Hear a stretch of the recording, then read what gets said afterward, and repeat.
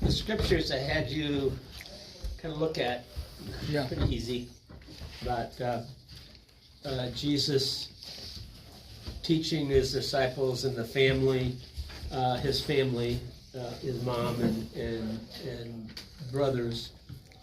I don't know if there were sisters at this time or not, but anyway. Came to see him, and he says, your mother and brothers are standing outside waiting to see you. And Jesus replied, my mother and brothers are those who hear God's word and put it into practice. And this was apparently pretty intense, because the other two writers of the gospel had very similar things. So usually that means that it was kind of an important thing.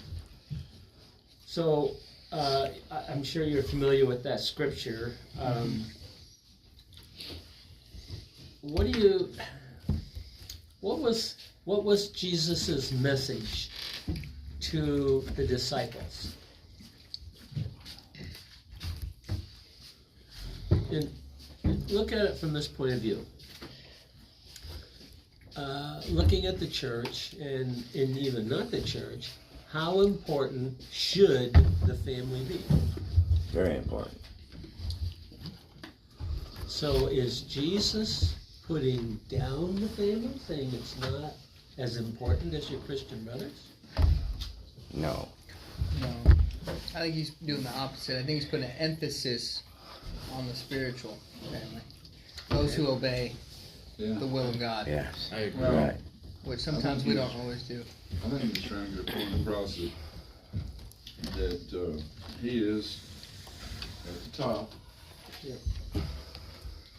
Family, country,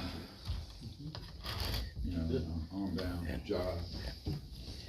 There's some priorities. And a lot of people got the job up here, Yeah. Yeah, well, a lot of us have priorities wrong. Yeah, we do. I think what God wants us to be hidden, he the head of the household, God is, and he protects us from things that are going to go bad for us. One of the other ones I threw in here I didn't give you, is Matthew 8, when Jesus saw the crowd around him, he gave orders to cross to either side of the lake. Then a teacher of the law came to him and said, Teacher, I will follow you wherever you go. Jesus replied, Foxes have dens, and birds have nests, but the Son of Man has no place to lay his head. Another disciple said, Lord, first let me go and bury my father. But Jesus told him, follow me and let the dead bury their own dead. Is this kind of the same message? He wasn't really saying, go take care of your family. Was it a message to us that when our family are not Christians, that we don't have a bigger responsibility to them? Probably not, huh? No. Yeah, I don't think that's right. No.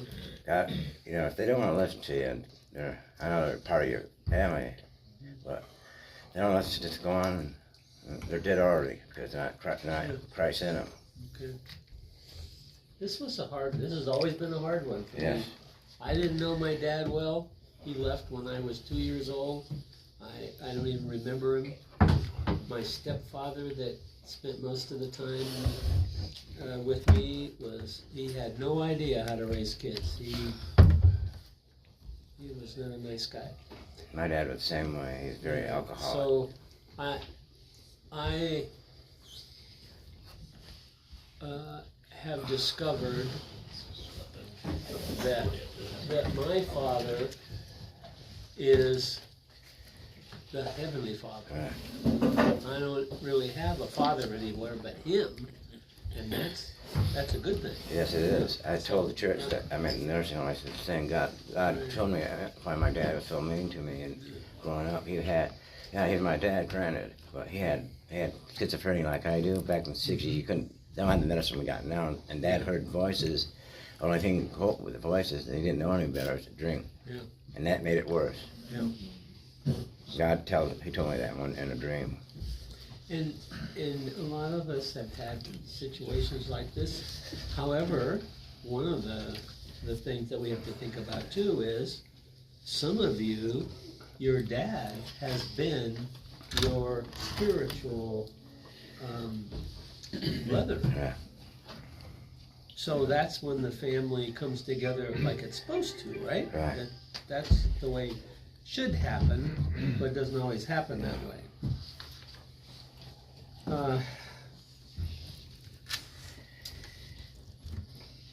For me, one thing that I got out of this, is I'm real quick to judge. And if it's family, and I have some family that I put up with stuff because it's family. Yeah. Yeah. And so I have to look at that as my Christian family, because a lot of times I'll be like, I can't believe they do it. Why would they do it? But so then I have to say, wait a minute, you're judging them for something that's different because they're not redneck like me. Basically. So, that's one thing I really get out of this is, you gotta look at it, they are family in our Christian family. Yeah.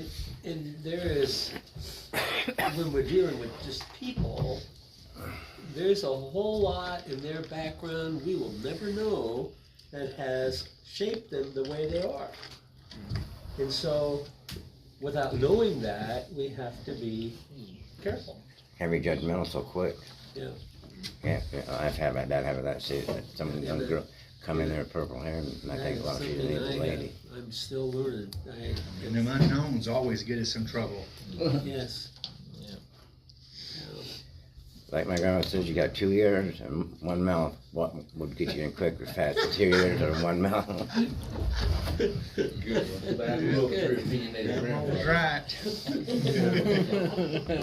Did you unpack to say why they were there in Mark 3:20? No, I did not. I wrote the question down here, but we haven't covered it yet, which is a good question.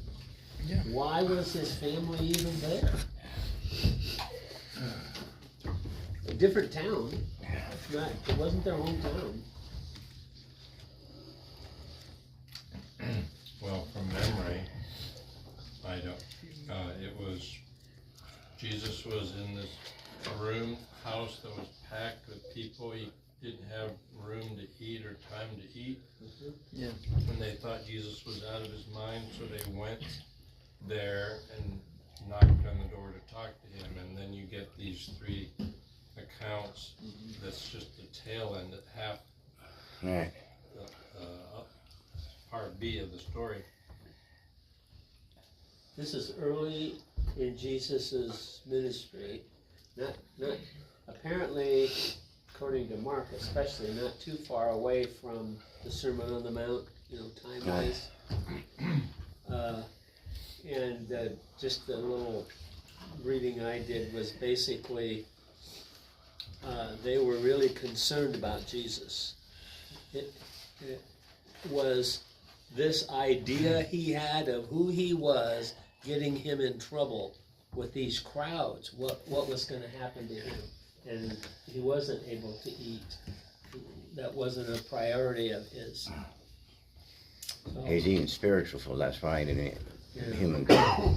He needed the spiritual food more than human food. Yeah. Same thing with us. at that time.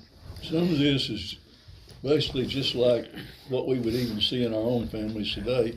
I personally know what it's like to have a son that's almost removed himself from the family. And the only way I find out about him is what I found out about things happening in his life, what I heard from somebody else. And then going and checking. And I can tell you, I assure you right now that this mother instinct that we see here, she probably got the other 2 boys together and said, look, we're going to go check on your brother. Something's going on. We haven't seen him in a long time. And we got to check this out. Yeah.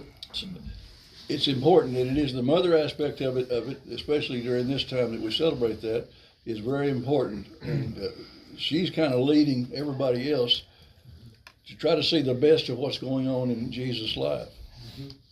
They don't understand it yet, but they're going to go find out. I have a question. If it's, it says my mothers and brothers are my Christian people that believe in, well, weren't they Christians as well? I mean.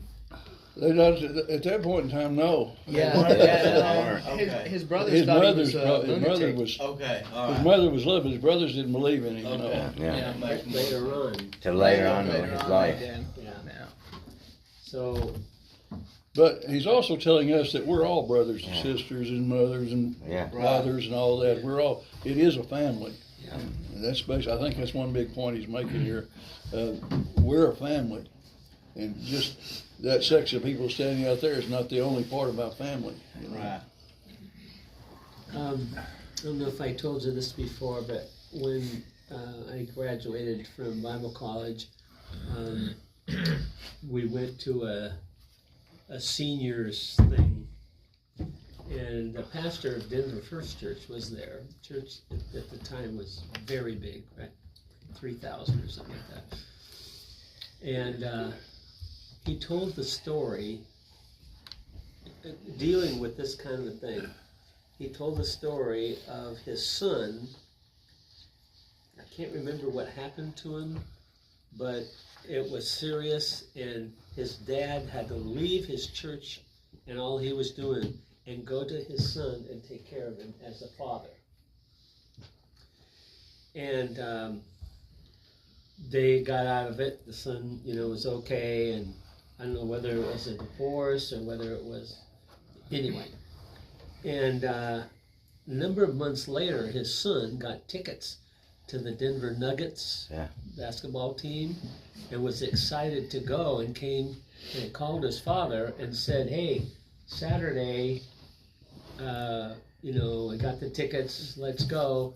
And his dad said, I have 3 things on Saturday, I can't go with you. Why did he do that? Because you have to have boundaries. Yeah. You have to have priorities. What he saw that was really important, he could do something with his son some other time. It wasn't that his son was in trouble, that he wasn't in trouble spiritually. He just wanted to be with his dad, and to me, man, that's really important. To have my son really want to be with me, and yet the guy had a job, a church, and responsibilities there. And so he talked to us about the priorities in our life. So how do we set those kind of priorities? I don't know if you've been in a place where your church or your friends became so important that they infringed on your family, and your family got jealous of the time you were spending with your friends instead of with you. I don't know that my family ever got jealous, but I would tell you what, if I could turn back the clock, I would certainly spend more time with them and talk to the church about some of the responsibilities they called on when it wasn't all that necessary. Yep, exactly right. I would change some of that. I have more regrets there than I do. I do too. We all do. We all have our own limitations. And we do, ministers, I don't know about I can't speak for anybody else, but as a minister down through the years, I know I put the church first. That's what I was supposed to do most of the time. But there were times when I didn't have to put it quite at the top of the list. I could have, I got a lot of regrets there. So. I think it's easy to get in that trap. Yeah. I mean, it's a trap. You go, well, I need to get this done, got to get to work, got to make a little bit of money because I want to take care of this.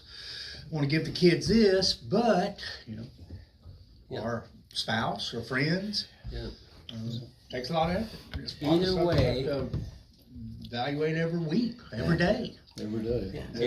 Everything that you're faced with. One of the classes learning is you gotta let the past be the past and then let it go, and you can't dwell on what you weren't able to do with your family at the time, but that's the past, and if they forgive you, that's great, but if they don't, just go on. So this idea of boundaries, I don't know if you've ever read the book Boundaries. It's really a good book. It helps you. I remember Linda's really good friend, Rosemary, her husband and I were partners for a while, and he was the biggest jerk I've ever been with. He was just, anyway. So they got divorced. He never hit her, but he was very verbally abusive. I think that's worse. And after long story, but she divorced him, and a number of years later, they have children. So they had to see each other, and she just really had a hard time with it. Yeah. And she went to a counselor, and the counselor gave her that book to read, and it really helped her to realize that there are boundaries that you need to have for your self-preservation, for your good health and well-being, but they have to be different for everybody. Yeah. Every family, every situation. So we need to think ahead, and that's my point in this, is to think ahead about our responsibility as a Christian and as a family member and an employee and a church member. We have to be balanced somehow, right? Yeah. Somehow we have to be able to ebb and flow with the best good we can do. And sometimes you have to make decisions that are not good for somebody, but they're good for you and your family. Yeah. And it's something you have to do. My grandmother raised me up, and she wouldn't allow me to speak to my mom at all when I was growing up. Maybe the reason behind, but I think it's something good behind, because I knew maybe she didn't want to hang out in the alcoholic atmosphere. So, one of the things that I have found over the years is that having Christian brothers help me sort things out really has been important for me a few times in my life. And so, how do we choose somebody that we can be accountable to and they can be accountable to us, and both have each other's good in mind? Now, I'm going to say this, it's not fun, but there are some people that can't do that. Their life has been a piece of work, and they're not able to do that. And that's not the kind of person you want to hook up with. Or it could be 2 or 3 people, I don't know. But how do you find somebody like that? What do you look for? They have Christ first in their life, and you know that He's the head of his life. Jesus Christ is the head of his life too, like you are. Make sure you're equally balanced in each other, that you're not equally on your own. Yeah. I think one thing that's real important, because I have had a colorful life, I guess you could say, is finding someone that you know, I might not tell Dave something, or I might not tell James something, but I might tell Mark something. There's some things that I don't want nobody to know. Yeah, that's right. That's right. Yeah. So, Just the boundaries. finding someone that's, that I feel comfortable with enough to share something, because I don't want it to go anywhere else, and that's a good question right now. They don't have it, not like a blabbermouth, find everything to tell them. Yeah. Let me, what? Oh, I was just gonna piggyback off of what Sam was saying, because sometimes when you tell somebody something, you don't know if that person is gonna keep that between you and him. That's just like my wife. I've got some friends, and if my friend, whatever they are, say, look, I need to tell you something, but you can't tell nobody. Well, your wife is supposed to, and I've had to tell my wife, well, what did so-and-so say? I can't tell you, that's not. Yeah. And she don't understand that. No. Yeah. Right. I can't believe why, It's not. but that's, but you see what I'm saying? I've been in that No, I situation as well. Say, that's the bro code. I have a friend at work, and we get along pretty good. And we were talking one day, and people I had just met, I'm kind of cautious, Yeah. and you know, very very slow to warm up to them, and so he was telling me, he says, well, I tell my wife everything. I said, okay. Stay away. So that's how the word got out. So that's how the word got out at the beauty shop too. Yeah. Like they say, stay away. You know, when you marry somebody, you're hoping that they have such a bond that they can tell each other everything. And what I learned the hard way was that shouldn't be part of the marriage vow.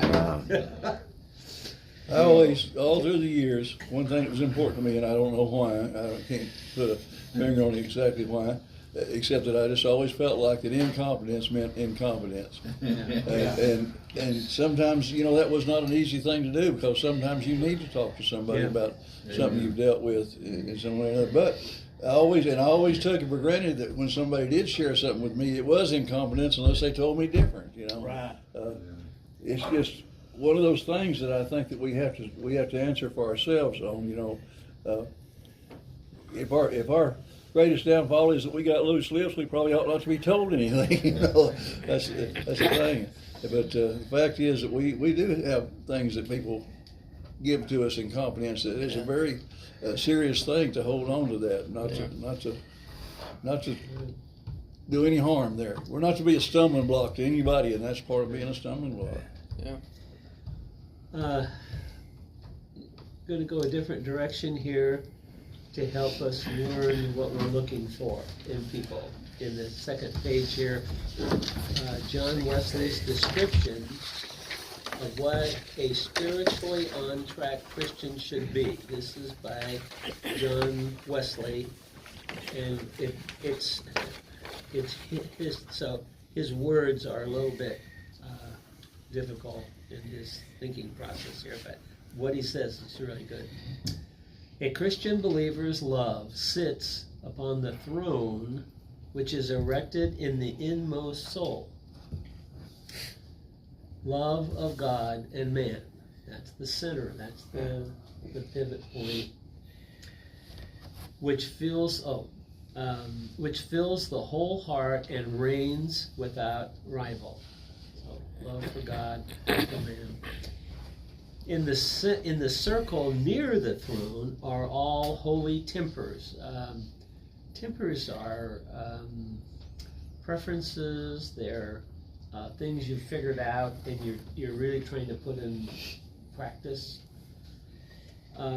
They are long-suffering, gentleness, meekness, goodness, fidelity, and temperance. And that comes from Galatians 5:22. What is that second to last word? What does that mean? You know, Temperance. no. Fidelity. Fidelity, yeah. Oh, fidelity, yeah. What does that mean? Fidelity is keeping your word, living by a standard. Yeah. It's a good standard. And then unwavering. Unwavering, yeah. Unwavering. Yeah. We're staying true to Yeah. the person and the belief. Infidelity is not staying true. So Yeah. fidelity would be the opposite there. And in Galatians it says, but the fruit of the Spirit is love, joy, peace, patience, kindness, goodness, faithfulness, gentleness, self-control. Against such things there is no law. Now those who belong to Christ have crucified the flesh with its passions and desires. If we live by the Spirit, let us also walk by the Spirit. So it's not just a matter of believing, it's actually living it. Let us not become boastful, challenging one another, envying one another. Okay, and in addition to that, if any other is compromised in the mind of which was comprised, in the mind which was in Christ Jesus. That's Philippians 2:5, but basically saying there are other things that Christ did that we should and could do besides those. In an inner circle, in an exterior circle, all are all the works of mercy. So, we'll get back to that in a little bit here. Whether to the souls or bodies of men. By these we exercise all holy tempers. By these we continually improve them, so that all these are real means of grace, although this is not commonly adverted to. Next to these are those that are usually termed works of piety: reading and hearing the word, public, family, private prayer, receiving the Lord's Supper, fasting or abstinence. Lastly, that his followers may the more effectually provoke one another to love, holy tempers, and good works. Our blessed Lord has united them together in one, the church, dispersed all over the earth, the little emblem of which, of the church universal, we have in every particular Christian congregation. So let me explain this the way I saw this, much less words. Love God with all your mind, your heart, your strength, your neighbor as yourself. That's number one. Yeah. In order to do that, these are not in order, right? They're going on all at the same time as we're a Christian. In order to do that, we need to practice acts of mercy like long-suffering, meekness, goodness, fidelity, temperance, and other things that Christ did. We need to keep improving them the rest of our lives. In order to keep fit spiritually, as we do this, we need to keep reading and hearing the word in public, with family, private prayer, receiving the Lord's Supper, fasting, or abstinence.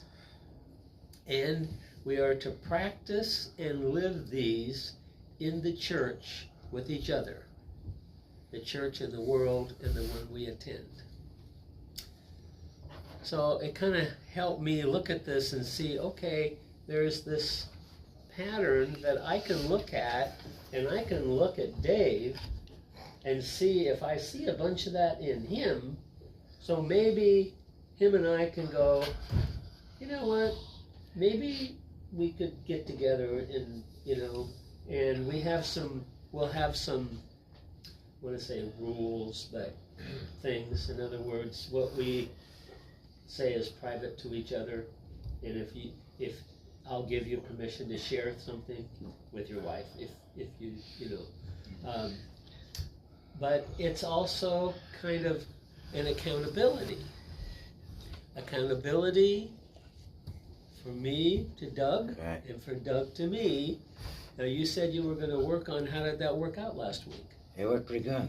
Because what do we do?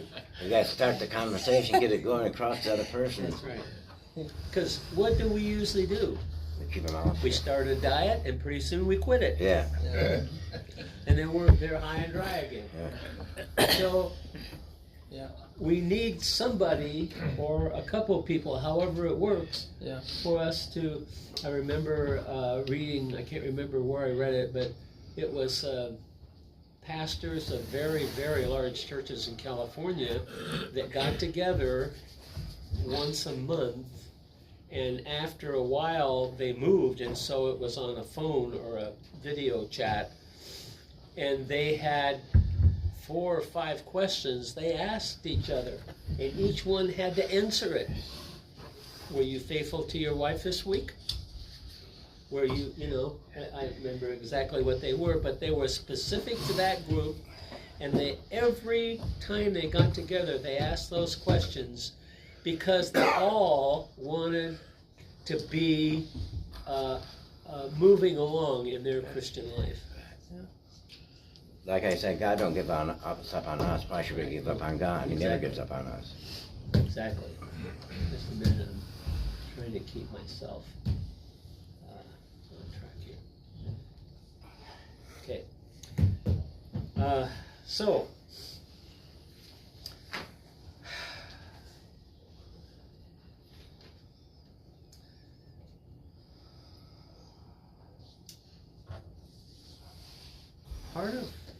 part of this whole process, if we want to, and this is not something we have to do. I'm finding I would have been better off in my spiritual life if I would have done something like this years ago. I'd be further ahead now. I don't know where that would be. Oh, here's a quote. This book was one of the best books I've read in a long time, Spiritual Formation. God is your father.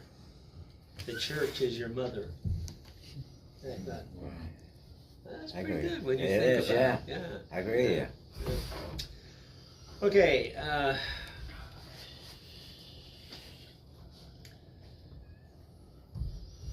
do I have time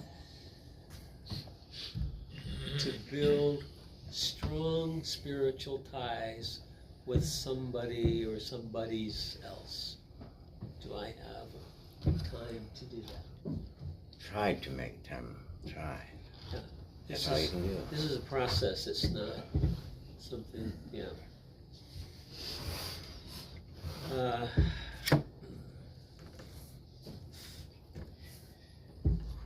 How important is that to us? And it's a question you need to ask, because when somebody asks you if you talk to your wife about something that you told me last week that you needed to take care of, did you do that? Am I ready to hear that? See what I mean? We gotta be able to understand that there's a process that's going to make us uncomfortable. Better, but uncomfortable, especially if you're not used to that. I know that's not going to go any farther what I'm going to say, but then men, you know, members of this men's group, I was at my age, when my brother and I were at the age, you know, just feeling what's going on with a child, being a young man, a kid going to become a puberty, and I was wondering, and me and my brother was wondering what's going on with us, and this neighbor kid was more older than we are, and he played with our private parts and kind of messed us up, but I know that's not going any farther. That's not right. And they said, oh, you can get over it. You can never get over that. I know it's past, but still it puts a scar in your brain. There's all these things inside of us, every one of us, that are different, that are good and bad, and it makes us an individual. Yes. So, one normal might be for a person, what's another normal to me? However, this is what Wesley said, what he is getting at scripturally, is in all of our individualism, there's a standard of a process of becoming a better Christian through all of that. And that's what I liked about what he did. I printed this so that you would have this to look at if you're thinking.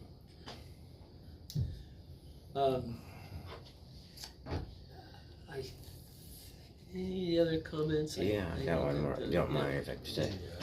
We're like, you know, a Christian to be like a seed, right? You plant it and grows up as a sprout and gets bigger as a Christian, and God comes and prunes the bad stuff off in our being a Christian in our lives. Like if you want a tree to grow good, God take off the bad of them and prune it. Yeah. That's what God does through being a good Christian. He prunes the bad stuff out of us. Takes off the bad branches, right, so that we can grow better. Yes, I have a comment. Yeah. When I looked at the text and the question, how do we keep our lives balanced? A question that I asked myself was Jesus' life balanced? And I'd have to say, no, it didn't look balanced. Right. That's why people came. Yeah. So, did he need the advice of his mother and brothers? I don't believe so. I believe Jesus' life was perfect. So, from his father's perspective, Jesus' life wasn't out of balance. It was perfectly centered upon the will of the Father. Let's see. Someone once said Jesus is the only person that never did anything on earth. No. He only did what his Father wanted him to do. Yeah. I think I know that person that said that.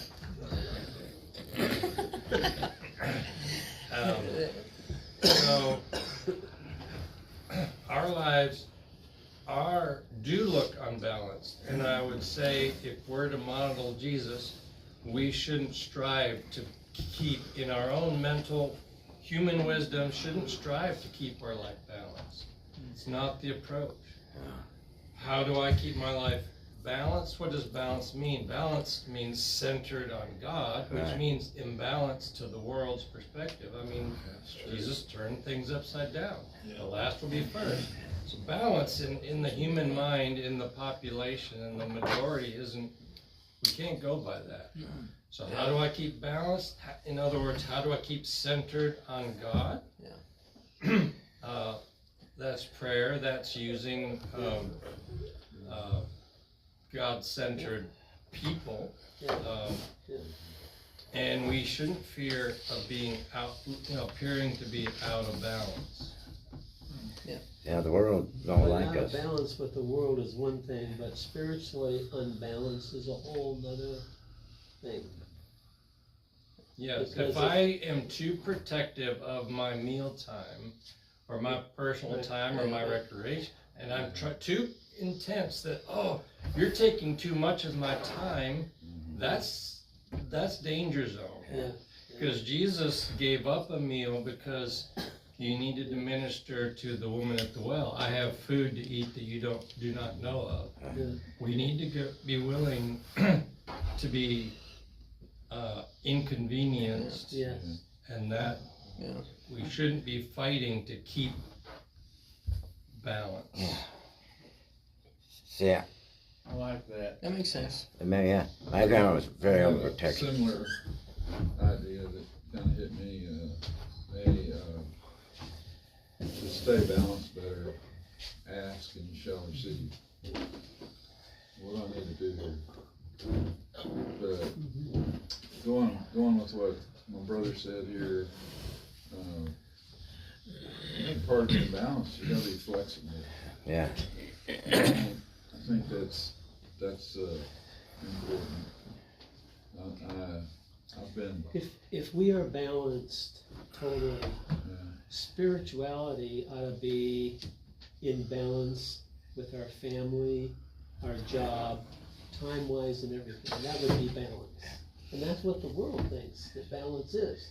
I go to church on Sunday, I hear the word, but I have all these other things in my life and they all have equal place. That's balance.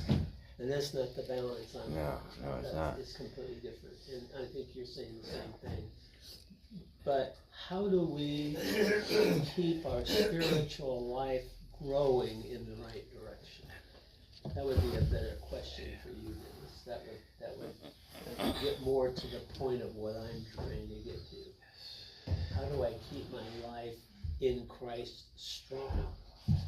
See, that's the point right there, because as far as balance goes, being stable all the time, we can't be that, because every day is different. Right. You're not going to see the same day tomorrow that you see today, or you saw yesterday.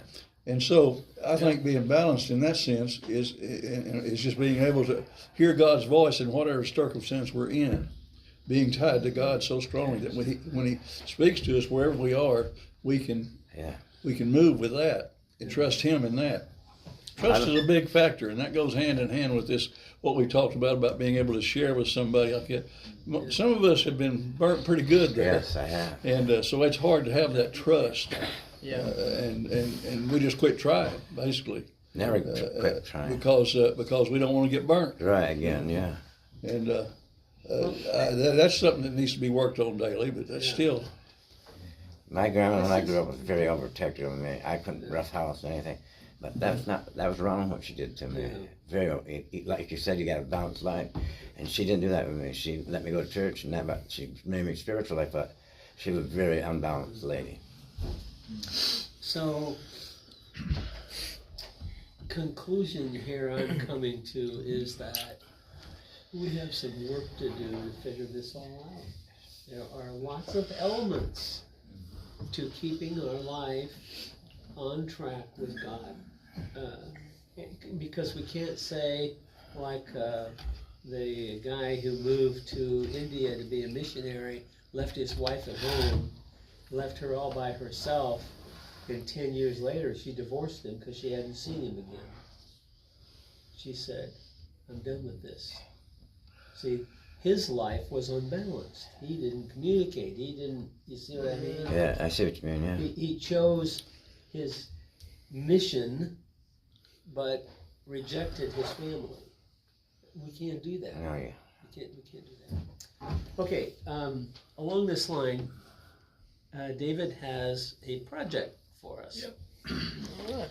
I'll tell you the project. All right. So the first thing I really need everybody to do is, and hopefully y'all big homeboys have pens because, you know, I don't. I'm not a big homeboy. He writes I'm with just a big boy. David writes with his fingers, that's why you don't need a pen. I see it. Well, you're assuming I write. Thanks, sir.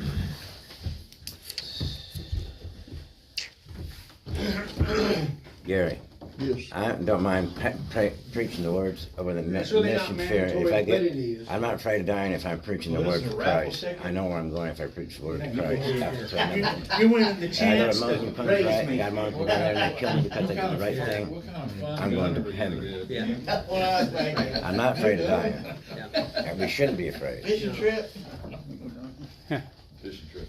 It's not gonna show you. you got a pen in your pocket, don't you?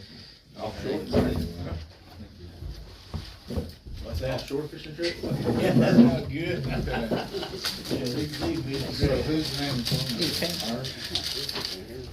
Let's get started. We got a bunch of stuff. I got a crazy idea and it was just kind of fell in place. I didn't, you know, God must put it in my brain. And I was like, what can we do, especially since it's tied to this? I came up with the Triple 10 Challenge. Triple 10. Triple 10 Challenge. I'm assuming you're probably pretty honest. So can you draw two names out? Where's Doug today? Yeah, one, You know, I think he had to work. Okay, if you get call him, I can't call him. I'm trying to get hold of him. His phone don't work. Does he have another phone besides his cell phone? I think he just has his Well, that worked out weird. Can you take and tell him bring my movies to me that I bought from So him? Kenneth, Thank you. me and you are gonna be partnered up. Okay. Aha, now boy, you feel sad down, don't you? Well, the Triple 10 Challenge is really a pretty simple challenge. Yep. But it's gonna kind of take us all out of our comfort zone because it's something that we don't do, we probably wouldn't do unless we were poked to do it. Well, I ain't gonna do it. Well, that's it, we're gonna poke you then. You've hoped before. Yeah, but you ain't been poked by me. In this envelope, each two guys will get partnered up. We're gonna randomly choose. So you don't know who your partner is till we draw. That's how you're gonna be bonded. In this envelope, you got $10. The rules of the Triple 10 Challenge are pretty easy. The purpose of this challenge is to strengthen the relationship between the men of the church and to create an opportunity for them to learn more about each other, fellowship together, and pray for each other. We will draw randomly two men to partner together for the challenge. The Triple 10 Challenge is in the envelope. This envelope contains $10 and an icebreaker sheet. The first part of the Triple 10 Challenge is the partner of men will take the $10 and meet for coffee, food, Slurpee, a Snickers, or whatever in the next 7 days. They are to spend $10 on this. That gives you $5 each. That's a challenge. Right. But, you know, you should be able to get a beverage and something and get together for a little bit. Go back down on a drink. The second part of the Triple 10 Challenge is in the next 3 weeks, once a week, these two men will contact each other either face to face or by phone, not texting, and check on each other and talk for 10 minutes. Kind of see what's going on in the world, you know, if they're having issues, are they having a good week, a bad week, you know, I got a new car, I sold my car, wrecked my car, whatever. Yeah. It can be anything. With the final going, hey, is there anything I can pray for you about? Yeah. Could you pray for this, for me? The That's in third, the next 3 weeks. You said? yeah, well, and the final part is basically to report at the next men's breakfast about what you may have learned, felt, and how that friendship developed. Unless it's confidential. Unless it's confidential. I'm You did just take really good notes, so you don't We'll have to see. say it, you We'll can just see. write it out for everybody. I'm just glad we're not moving You in. text it out. But that's it, that's the Triple 10 Challenge. Yeah. Very good. It's good. And this by no means means that this person you're with needs to be that person forever. You know, because you may have different things that, you know, but this is a beginning to learn This about is just a it. casual, Yeah. go back to when we were all little, and you know, you're starting out school. Yeah. I want to be your buddy, will you be my buddy? Yeah. Because as we get older, we get busier, and we forget. That's right. Yeah. Sometimes you kind of get, mom and dad's gonna go, talk to her. Well, I'm your mom and dad right now. Go talk. Okay. The poker. So, if you will draw 2 names at a time, we will start 2 names. pairing Well, up. with me being an hour and a half away, I can't guarantee I'll be able to participate Well, in the. No, but like I say, Thanks. we can call. Yeah. We don't want to text, if all possible, just because text can be too short and sweet and, you know, self-correcting. I may ask you to marry me.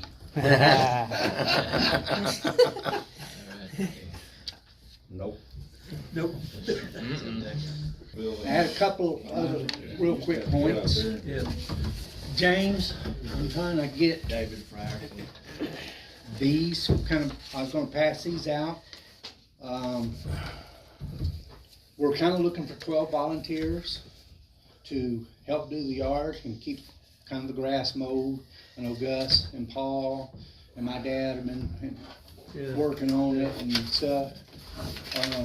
Idea is if we could come up with 12 people, we could do a 3-man team rotation and kind of have an alternate, and that way, you know, you wouldn't have to do it but about every 4th time. So if Do we have someone doing the yard at all now? We used to. Just see them down here, don't we? We have somebody. What, you talking about the front? Yeah. Well, Somebody still does that the gets front. paid. Yeah. But Okay. the whole soccer field and back behind, that's, we take care of that ourselves. Okay, that's what I was wanting to know. So, Yeah. I you know, can't do Paul that. has always, in the past, James was Right. doing it now, but, has headed that up, and Mike's helped some. Mike's no longer able to do that. And there's been a couple people, so, and Jim has done, I think, did some last year, right, from what I There heard? was some last week, Oh, I wow. think. didn't And there? then he has this year. Yeah, so Gus and Jim and Gus is Paul have retired, done it so they've far never- this never year. A week that just, most of my times would be just on a Saturday, right? Yeah, We did it right, on yeah. a Wednesday night or. How you Like I doing, said, Pastor? We're trying to do this on a Saturday. I know, you know, if you're retired, it's easier to get up here on Yeah. weekdays. Yeah. But, you know, I know as the season goes on, this stuff will start wearing everybody out because it's a lot to maintain. Yeah. We'll put it out there. If we can sign up, we'll break it, trying to do it month by month. So if you can sign up, So does this include just mowing basically mowing, or weed weeding, whack? It's weed whacking too? Yeah. Okay. just You can, kind of grounds maintenance is what I call it. I know Paul and Dad did a bunch of tree trimming, and apparently there's quite a bit of brush still that they're planning on picking up sometime in the next week or so. Pastor, how did your surgery go? I called the other day. If y'all can see any of that or Yes, interested, I called your kinda nurse, let and us the know. secretary answered, she said you're in the hospital for surgery. Oh, I was with somebody. With somebody, how I did it go? didn't have it yet. How did it go? Good. Yeah. Who had it?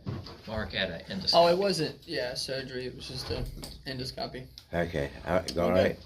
That's Yeah, good. on my weekend, you can put two of us, Yeah, like I said, we can- I'll cut and somebody can weed whack. I say Yeah, I haven't- three, can't do I think that. 3 of them can kinda, if we work Don't as a team there of 2 3. mowers? There used to be 2 mowers. There's Really? one. We only have one at the church. Paul, what happens is sometimes Okay, when the I other know person that's would on bring, Paul. they're brought in, Yeah, but the church okay. has one. Yeah, Alright. and that may, some of that stuff we may have to figure out. I don't know about the inventory, and I know kinda about the choke mower. I know how to run it and stuff, cause Paul taught me, but we may need to have mowing class just to Just to kinda, Yeah, it's not easy. tear up any equipment. It's easy, but that first time on it, there's a learning curve if you haven't never done it. Or do you need to bring your own weed eater? There's been one in the shed. I assume it's still there.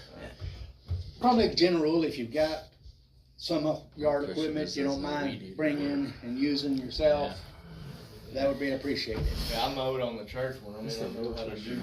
Might need a new one or something. Yeah. That's a go fast check. Yeah. You know, we kinda had the event where we had the men's retreat. Well, we're kinda wanting to keep kinda do that stuff. Every month, not as a big a scale. What we were thinking about, was for this month. Yeah. I need to, does anybody got a calendar? I don't have my phone. I tried not to get distracted this morning, so. Did she talk about that one I wanna do, about me to have a talent night? What do you think about that? Kinda thinking, I'm assuming that What month do you want? looking at May, is the 30th, the last Friday of May? Yeah. Okay, I was reading that calendar right. Yeah. Highly complicated calendar. We were thinking maybe Friday the 30th, Friday evening, having a ice cream sandwich men's social, Cool. basically open to all men Yeah. in the church. Yeah. Like I say, just having ice cream sandwiches and, maybe playing some Team Trivial Pursuit or something. that's this Just- month, the 30th? Yeah, if that sounds like something everybody might be interested in, Yeah. we can kinda start the ball rolling or. No, they better show up on that day. I won't be all guys at Fury Pursuit. What is that? We can't have those ringers and we can't have those cheaters.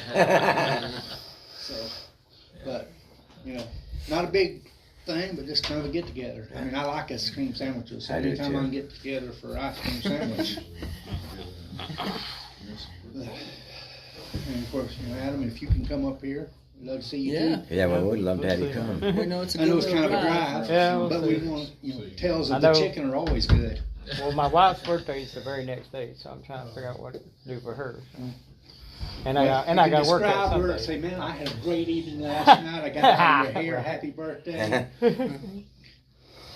Now, tomorrow's Mother's Day. Yeah. Let's I'm cool with it. let's have prayer, and then we'll be done. So let's have prayer. Thank you, Father, for our time together and for the learning, the trying to figure things out. We just need your help. It's really important that we figure some of these things out, because someday we're going to be with you and you have some questions for us, and I want to be able to tell you I did my best. So guide us, direct us in these new things, and help us as we try to help each other. We appreciate it. Thank you. Amen.